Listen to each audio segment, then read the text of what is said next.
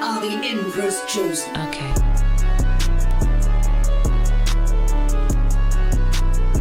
Warhammer 40,000, released in 1987, represents a design era that will never exist again. Not because modern Warhammer miniatures are bad, in fact modern models are technically superior in almost every measurable way: detail, engineering, modularity, fidelity, and a host of other rationale. But Rogue Trader came from a design ecosystem that just doesn't exist any longer. It was an era before rigid canon, before the global IP became what it is, before there was digital sculpting, and before Warhammer became an investment platform. This is why Warhammer 40,000's entry with Rogue Trader was the golden era of uniqueness in miniature design, and whilst unfortunately we will never get models like this ever again. In the late 1980s, Warhammer 40,000 was not a unified brand. It was closer to a science fiction playground. There was no decade-spanning narrative where continuity mattered, where the lore mattered. There was no requirement for factions to maintain consistent silhouettes. The designers could really go all out. Designers mixed their influences really freely, and that's why there's a lot of controversy over Warhammer today, because the designers back then mixed a lot of things together.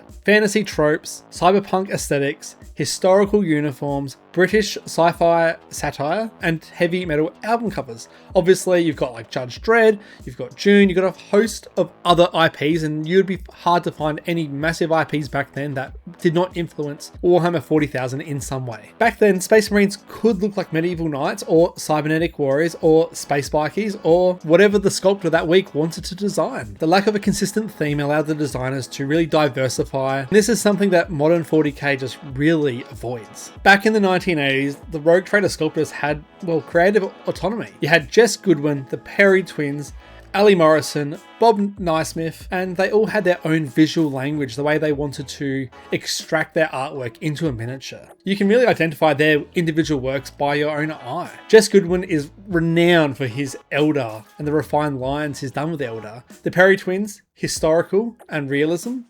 And Morrison exaggerated the grotesque proportions. Back in the 80s, every model had to be hand sculpted in epoxy. There was no computers to do this, there was no symmetry tools, there was no mirroring. Basically, the designers had one shot. This is the model you're making, you're going to make it perfect, otherwise you're going to start the whole model all over again. This made mistakes common. Asymmetry was as good as it could be, and there was natural exaggerations in design. And due to these design limitations that these designers had, this pushed them towards abstraction, where hands were oversized, weapons were big and chunky. These distortions improved the tabletop readability, and it gave all the models unique personality. And yeah, we do clown on some of the models, they look ridiculous, but they have their own character. And this is really in contrast to modern design philosophy. Today we have realism and symmetry as the forefront of design. And now with the software and mold capabilities of the plastics that GW uses, we can have hyper-realistic models with very fine details, but it has changed the models for what they were and to what they are now. There was no standardized scale of what a model would be. We had Space Marines that some would be massive, some would be the size of an Imperial Guard. All the Xenos had very wildly inconsistent autonomies, and due to this, it gave every single model a sense of individuality.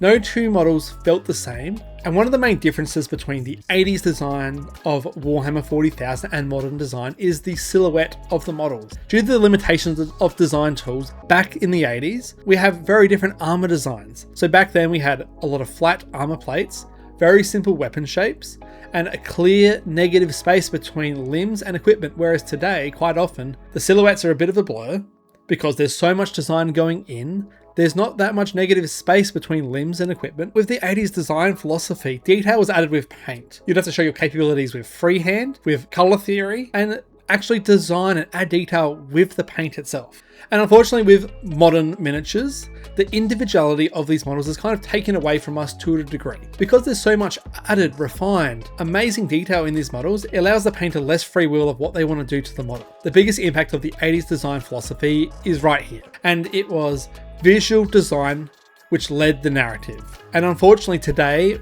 we are in the opposite. The designers created models because they looked interesting. The writers then would create lore around those models to justify their existence. Contradictions weren't just tolerated, they were loved. There was continuity errors all over the place, but that allowed the narrative to work around those and make it all work. And Unfortunately, the problem with modern 40k design philosophy is the narrative leading the design is it suppresses the visual experimentation we have in models.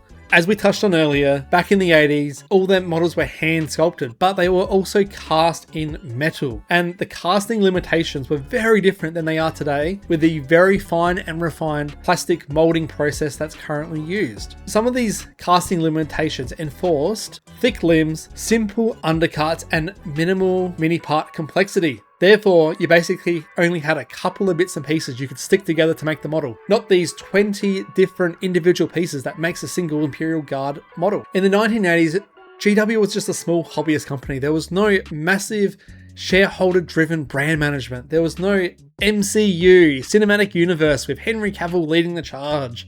There was no massive amounts of continuity and money involved. Warhammer was niche. It was experimental, and there was a risk tolerance. And it was also a bit of counterculture. Today, Warhammer, as we just touched on, is a global IP. There is a strict visual consistency. There is an expectation of revenue growth, of investment return. So why was the 80s the golden era of Warhammer 40,000? Well, there was no unified art direction.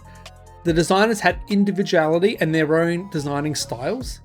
There were handmade imperfections in every single model. There was full-on genre mixing influences.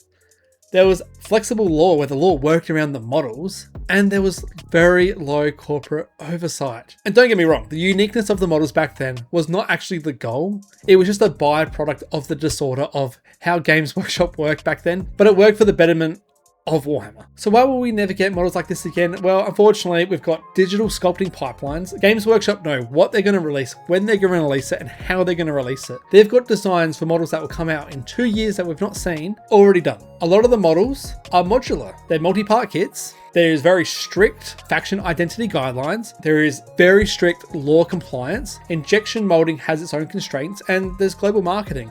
Now, I'm not trying to say modern 40k is bad. If anything, modern 40k actually allows us users to really sculpt and make our own models ourselves. Back in the 80s, with metal models, you really couldn't kit bash and convert these models, but it's just different design. Now, let's put some positives on modern 40k, because I think modern Warhammer 40,000 models are amazing. It's just they're not as unique as what we used to have. So, modern Warhammer 40,000 models are, yes, technically superior. They've got sharper detail. They've got better engineering. The plastic is unreal. You won't find better plastic models than Games Workshop models. You've got very much lots of dynamic poses. The detail is very fine. The kits are very modular. You can kit bash and convert these models as much as you want. Go onto Instagram, go onto Reddit. You can find people doing the most amazing army conversions, and you could not do that back in the 80s. Rogue Trader 40k traded fidelity for identity, whereas modern 40k trades identity for fidelity. Neither is objectively better, but they do represent two different design philosophies. 80s 40k miniatures are artifacts of a design window that just can't really be reopened by GW themselves. They existed because Warhammer was once a chaotic, experimental, and unconcerned brand.